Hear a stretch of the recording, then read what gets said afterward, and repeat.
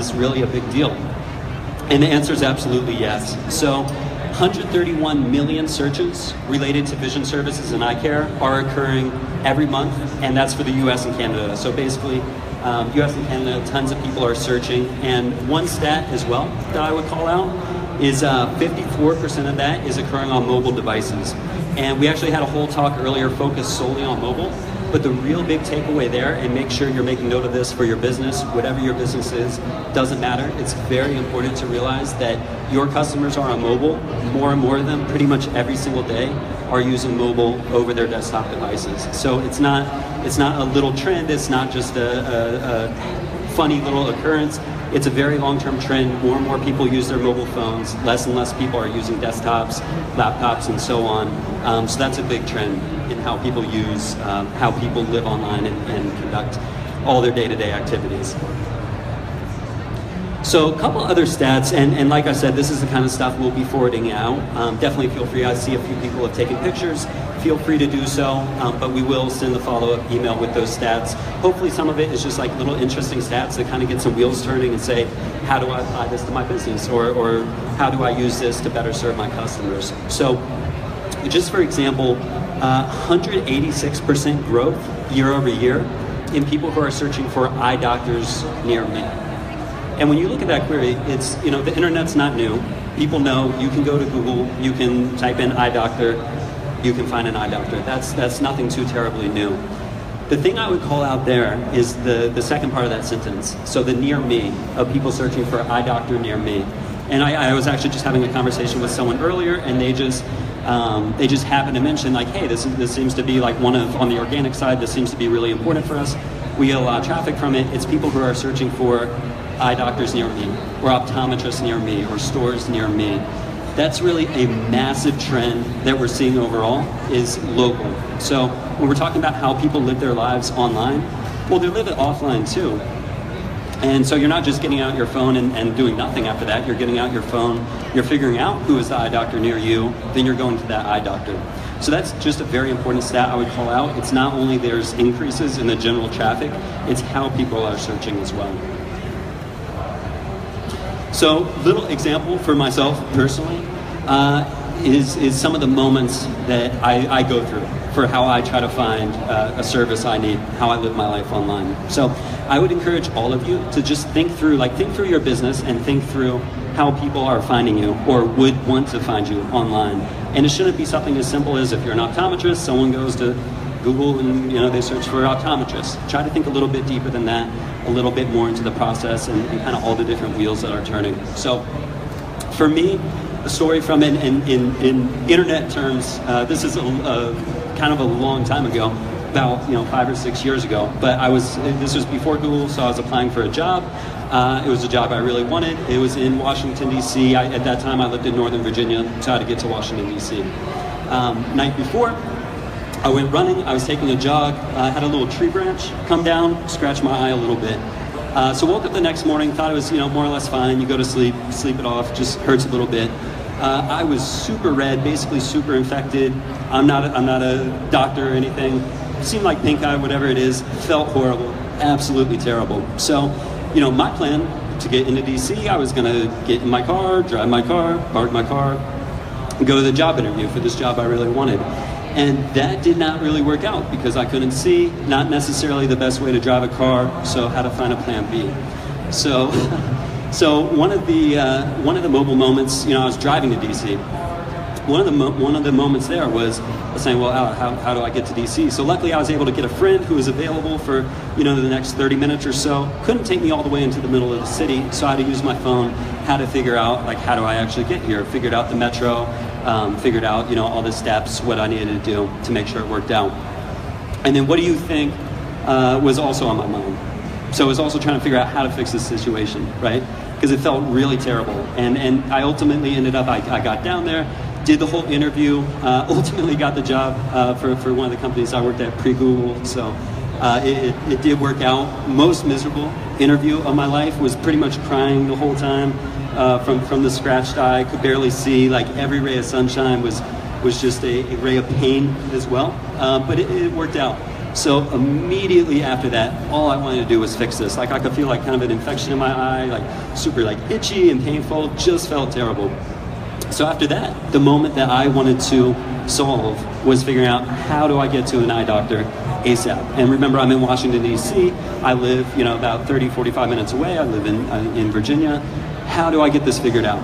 So for me, the big moment there was finding eye doctors near me and saying, how do I get this resolved?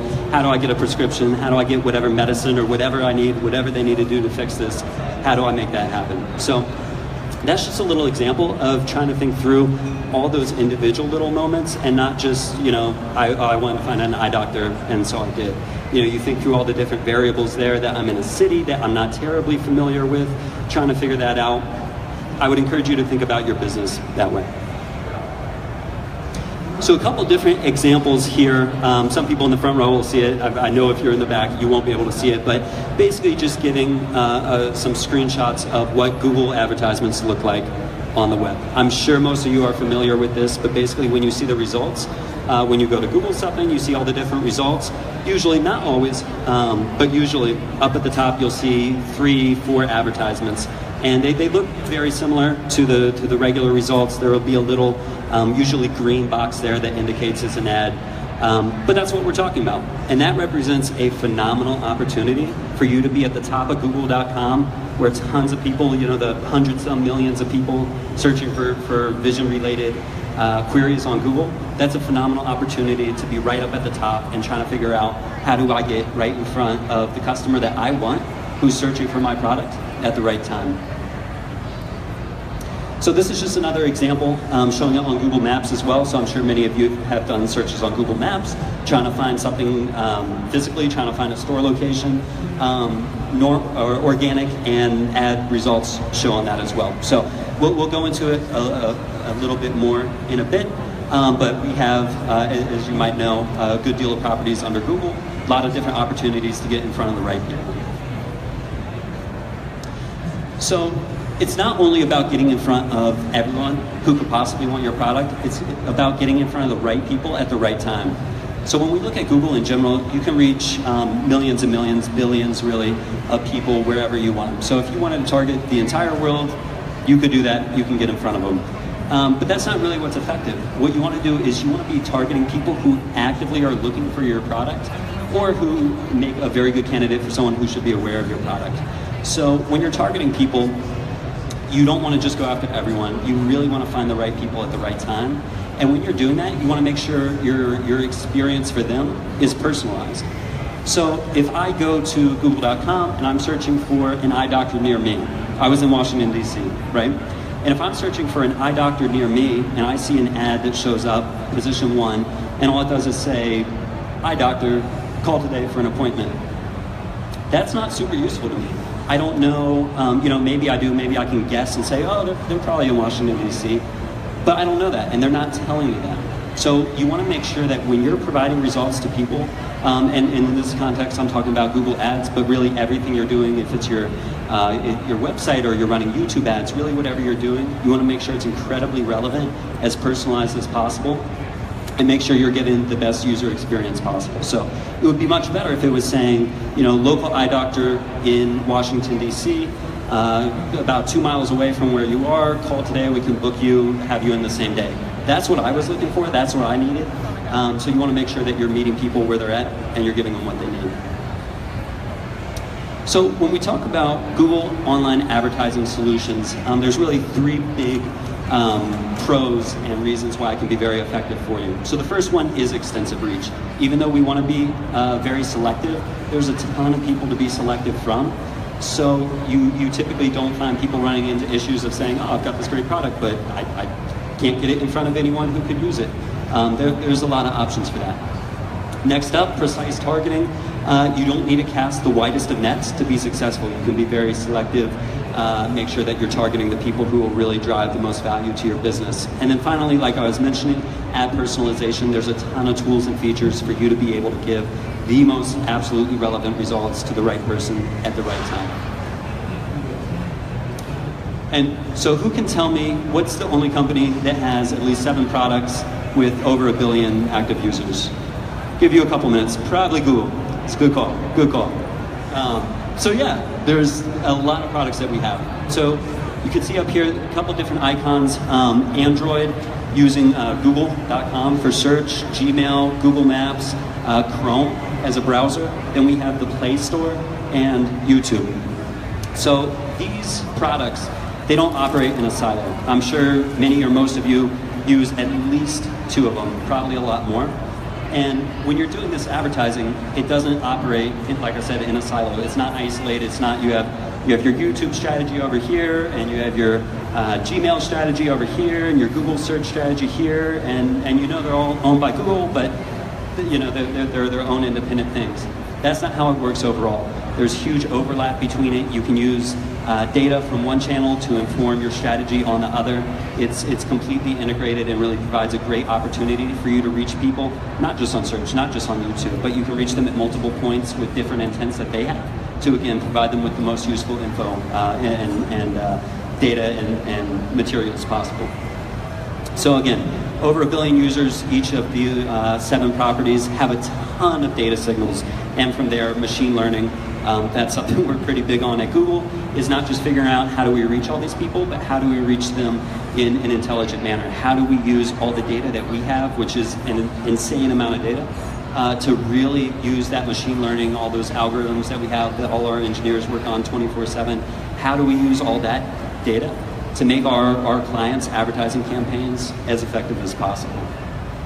So when we're talking about data signals, I think a lot of times within advertising, someone will, you can interpret like a great campaign as basically getting specific at all. So, you know, sometimes people, you'll buy an advertising campaign, maybe you want it in the newspaper, and you say, okay, you know, we'll be targeting whoever reads this newspaper. Or maybe you want to get a little bit more specific, and with whatever you're doing, maybe you're targeting a demographic. So you know that whatever your advertising method is, you're only targeting let's say one specific gender in a specific age group. And that seems really good because you're really trimming it down, you're really getting to a very specific group of people, and you know that that'll make your advertising dollars go a lot further.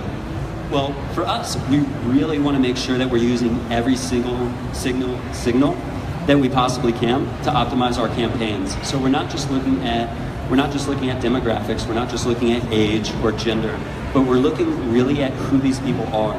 So what are their interests? What is their browsing behavior? What do they do? Are they interested in pop music? Do they like classical music? What's their household income? Really using all these variables that we're able to identify to really, really narrow it down and make sure that you're giving the right message to the right person. And that doesn't mean that you only have to pick one single demographic or one single super finite audience to target, because maybe your product is, you know, very generally widely applicable. If you're an optometrist, generally, if you don't have perfect eyes, you need an optometrist. But you can still segment all these different groups to make sure you're providing them with different messages, different info, different ads to make sure they're getting the right content at the right time. So when we're serving these really compelling personalized ads, there's a lot of different ways that you can take your approach. So, you know, starting off, maybe you just want to introduce your brand to customers who have no clue who you are, they've never engaged with you, you just want them to be aware of who you are.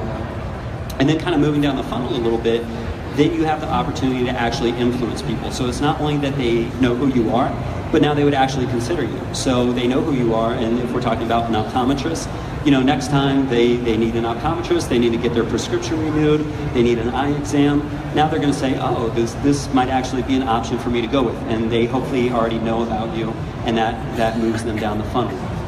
And then finally, you want to be able to connect with customers who are about to make a purchase, and there can be a couple different options there. You can connect with people who are about to make a purchase. So I'm going to google.com, and let's say I'm buying glasses, and I'm typing in, you know, buy glasses now, buy glasses today. That signal's pretty clear that I want to make a purchase. But if I go to your website and I leave your website and you know, I didn't buy glasses from you, like, all's not lost. It's not, you don't just shrug your shoulders and say, oh, well, okay, that person didn't convert, maybe we'll get the next one. There's still a ton of opportunity there. What we mentioned up here is what we refer to as remarketing. So basically the opportunity to get back in front of people after they've left your site. So let's say we know, and this is very easy to do, to actually create these, what we call basically audiences of people. let's say we have an audience of people who we know have been to the site, looked at a product, and didn't convert. So these people were looking into glasses, they were interested in it, they were viewing maybe some specific product pages, but ultimately they left. And that can be for a variety of reasons. Maybe they genuinely don't want your product.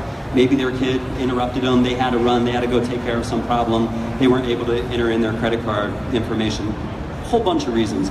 But basically we have the opportunity to get back in front of them if we're talking about, say, on YouTube.